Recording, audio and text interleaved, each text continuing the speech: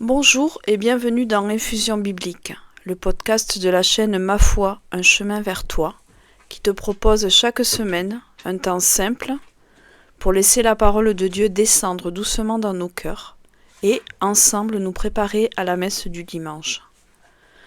Si tu es nouveau ou nouvelle, ou si ce n'est déjà fait, pense à t'abonner, à liker, à commenter et à partager ce podcast pour soutenir cette toute petite chaîne. Ici, la parole est une, mais sa réception est plurielle. Nous entrons aujourd'hui dans le 3e dimanche de Carême avec un texte long, vivant, dialogué, la rencontre de Jésus et de la Samaritaine en Jean au chapitre 4, versets 5 à 42. Ce podcast, j'ai mis longtemps à le préparer, longtemps à le monter, et il m'a particulièrement bouleversée, même si, encore une fois, je connaissais ce texte depuis longtemps. C'est pourquoi il va être légèrement différent des podcasts habituels. Le texte est long et remuant, il nous déplace et nous permet d'avancer, mais sans nous laisser indemnes, je dirais. C'est un récit de soif, de vérité, de regard et surtout de rencontre. Depuis le début du carême, nous avançons pas à pas. Nous avons regardé le combat intérieur, puis nous avons appris à nous laisser regarder par Dieu. Et aujourd'hui, dans cet évangile particulier, qui nous conduit vers une question très simple et très exigeante, de quoi ai-je vraiment soif ? Avant d'entrer dans le texte, je te propose un instant pour nous rendre disponibles, non pas pour comprendre vite, mais pour laisser la parole nous travailler. C'est pourquoi aujourd'hui, je te propose de confier cette lecture au Seigneur par la prière et je te propose d'ensemble dire le Notre Père.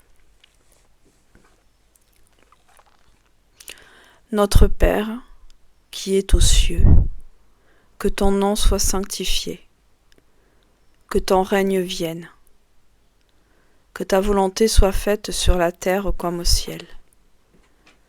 Donne-nous aujourd'hui notre pain quotidien.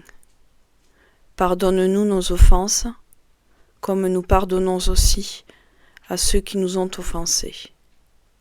Et ne nous laisse pas entrer en tentation, mais délivre-nous du mal. Amen. Prenons maintenant le temps d'écouter cet évangile long de Jésus-Christ selon saint Jean au chapitre 4, versets 5 à 42. En ce temps-là, Jésus arriva à une ville de Samarie, appelée Sychar, près du chemin que Jacob avait donné à son fils Joseph. Là se trouvait le puits de Jacob. Jésus, fatigué par la route, s'était donc assis près de la source. C'était la 6e heure, soit environ midi. Arrive une femme de Samarie qui venait puiser de l'eau. Jésus lui dit : « Donne-moi à boire. » En effet, ses disciples étaient partis à la ville pour acheter des provisions.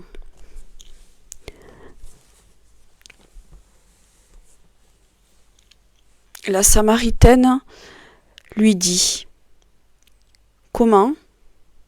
Toi, un Juif, tu me demandes à boire, à moi, une Samaritaine ? » En effet, les Juifs ne fréquentaient pas les Samaritains. Jésus lui répondit : « Si tu savais le don de Dieu, et qui est celui qui te dit : Donne-moi à boire, c'est toi qui lui aurais demandé, et il t'aurait donné de l'eau vive. » Elle lui dit : « Seigneur, tu n'as rien pour puiser, et le puits est profond. D'où as-tu donc cette eau vive? Serais-tu plus grand que notre père Jacob qui nous a donné ce puits, et qui en a bu lui-même avec ses fils et ses bêtes? Jésus lui répondit, Quiconque boit de cette eau en aura de nouveau soif. Mais celui qui boira de l'eau que moi je lui donnerai n'aura plus jamais soif. Et l'eau que je lui donnerai deviendra en lui une source d'eau jaillissante pour la vie éternelle. La femme lui dit, Seigneur, donne-moi de cette eau, que je n'ai plus soif, et que je n'ai plus à venir ici pour puiser. Jésus lui dit, Va, appelle ton mari et reviens. La femme répliqua, Je n'ai pas de mari. Jésus reprit, Tu as raison de dire que tu n'as pas de mari. Des maris, tu en as eu 5, et celui que tu as maintenant, ce n'est pas ton mari. Là tu dis vrai. La femme lui dit, Seigneur, je vois que tu es un prophète. Eh bien, nos pères ont adoré sur la montagne qui est là, et vous, les Juifs, vous dites que le lieu où il faut adorer est à Jérusalem. Jésus lui dit, Femme, crois-moi, l'heure vient où vous n'irez plus ni sur cette montagne ni à Jérusalem pour adorer le Père. Vous adorerez ce que vous ne connaissez pas. Nous adorons ce que nous connaissons, car le salut vient des Juifs. Mais l'heure vient, et c'est maintenant, où les vrais adorateurs adoreront le Père en esprit et vérité. Tels sont les adorateurs qui recherchent le Père. Dieu est esprit, et ceux qui l'adorent, c'est en esprit et vérité qu'ils doivent l'adorer. La femme lui dit, Je sais qu'il vient le Messie, celui qu'on appelle Christ. Quand il viendra, c'est lui qui nous fera connaître toutes choses. Jésus lui dit, Je le suis, moi qui te parle. À ce moment-là, ses disciples arrivèrent. Ils étaient surpris de le voir parler avec une femme. Pourtant, aucun ne lui dit « Que cherches-tu » ou bien « Pourquoi parles-tu avec elle ?» La femme, laissant là sa cruche, revint à la ville et dit aux gens « Venez voir un homme qui m'a dit tout ce que j'ai fait. Ne serait-il pas le Christ ?» Ils sortirent de la ville et ils se dirigèrent vers lui. Entre-temps, les disciples l'appelaient. « Rabbi, viens manger. » Mais il répondit, « Pour moi, j'ai de quoi manger. C'est une nourriture que vous ne connaissez pas. » Les disciples se disaient entre eux, « Quelqu'un lui aurait-il apporté à manger ?» Jésus leur dit, « Ma nourriture, c'est de faire la volonté de celui qui m'a envoyé et d'accomplir son œuvre. Ne dites-vous pas, encore 4 mois et ce sera la moisson? Et moi, je vous dis, levez les yeux et regardez les champs déjà dorés pour la moisson. Dès maintenant, le moissonneur reçoit son salaire. Il récolte du fruit pour la vie éternelle. Si bien que le semeur se réjouit en même temps que le moissonneur. Il est bien vrai le dicton, l'un sème, l'autre moissonne. Je vous ai envoyé moissonner ce qui ne vous a coûté aucun effort. D'autres ont fait l'effort, et vous en avez bénéficié. Beaucoup de Samaritains de cette ville crurent en Jésus, à cause de la parole de la femme qui rendait ce témoignage. Il m'a dit tout ce que j'ai fait. Lorsqu'ils arrivèrent auprès de lui, ils l'invitèrent à demeurer chez eux. Il y demeura 2 jours. Ils furent encore beaucoup plus nombreux à croire à cause de sa parole à lui. Et il disait à la femme, « Ce n'est plus à cause de ce que tu nous as dit que nous croyons. Nous-mêmes, nous l'avons entendu, et nous savons que c'est vraiment lui le Sauveur du monde. » Parole du Seigneur.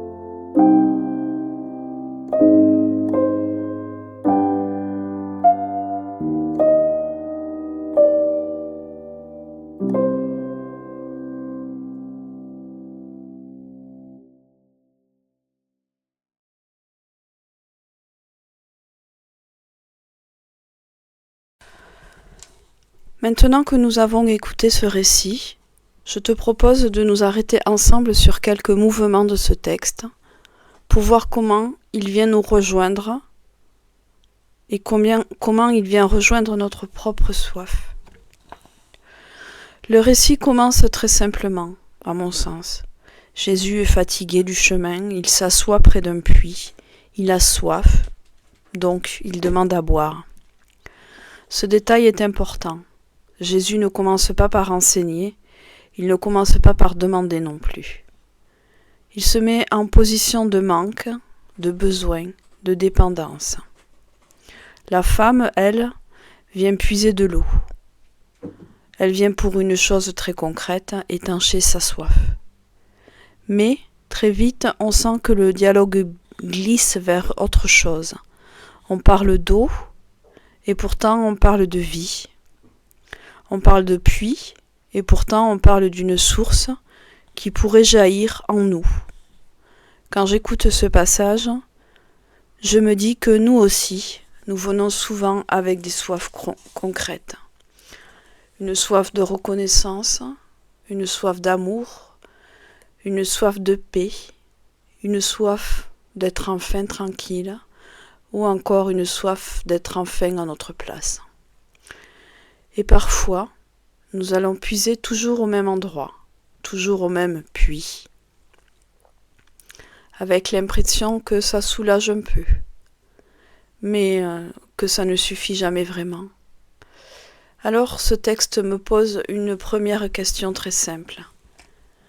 Qu'est-ce que je fais quand j'ai soif ? Qu'est-ce que je vais boire ? Et est-ce que cette eau-là me fait vraiment vivre ?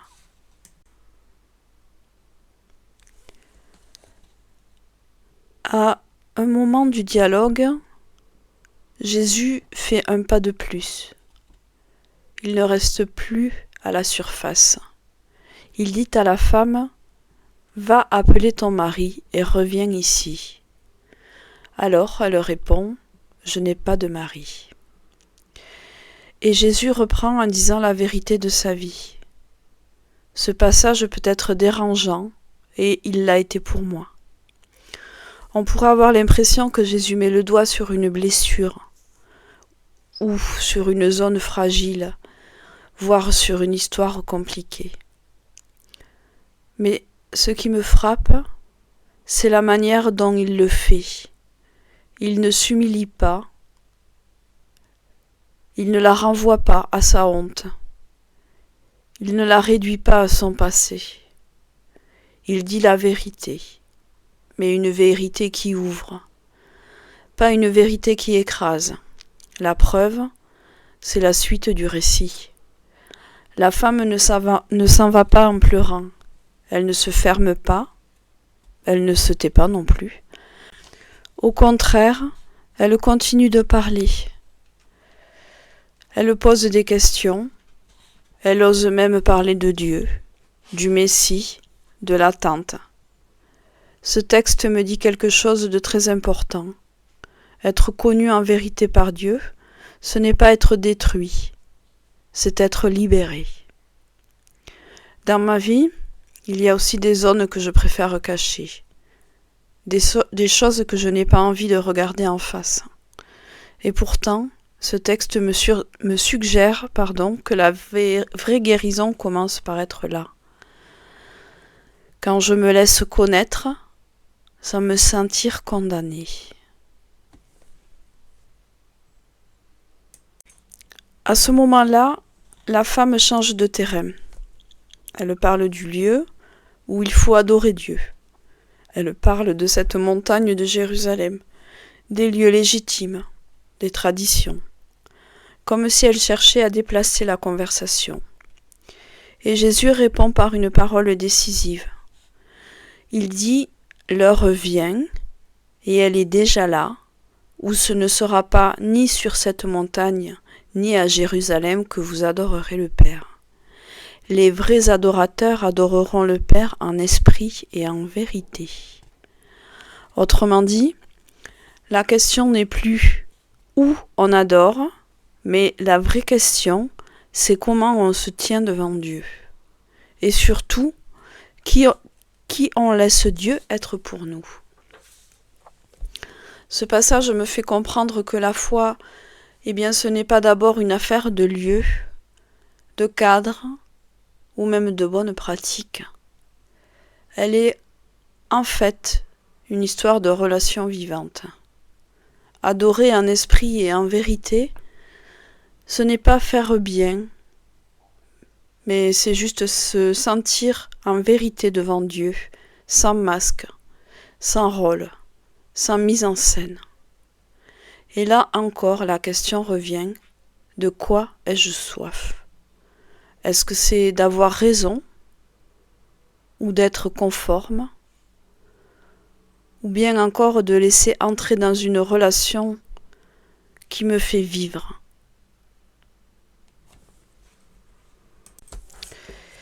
Et puis, il y a ce geste très simple, mais que je trouve très fort. La femme qui était venue là pour puiser de l'eau et étancher sa soif, elle laisse sa cruche. Elle était venue pour de l'eau, elle repart avec une parole. Elle était venue seule, elle repart pour aller vers les autres. Elle dit « Venez voir un homme qui m'a dit tout ce que j'ai fait. Ne serait-il pas le Christ ? Ce qui me touche ici, c'est que sa vie ne devient pas parfaite d'un coup. Mais quelque chose s'est déplacé en elle. Elle n'est plus enfermée dans sa honte. Elle n'est plus centrée sur sa soif immédiate et biologique. Elle devient témoin de ce qu'elle a rencontré. Ce texte me rappelle que la vraie rencontre avec Dieu ne nous enferme pas sur nous-mêmes. Elle nous met en route, elle nous ouvre aux autres. Et souvent, cela commence par un geste très simple, laisser une cruche derrière soi. Laisser ce qui nous occupait, pour accueillir autre chose, de plus grand. Et pourtant, le récit ne s'arrête pas là. Il ne s'arrête pas à la cruche laissée. Il ne s'arrête pas à la femme qui témoigne. Il s'élargit. Après le départ de la Samaritaine, Jésus parle à ses disciples et il leur dit « Levez les yeux et regardez les champs déjà blancs pour la moisson. Celui qui moissonne reçoit son salaire et récolte le fruit de la vie éternelle. Ainsi, le semeur et le moissonneur se réjouissent ensemble. L'un sème et l'autre moissonne. » Cette parole est étonnante.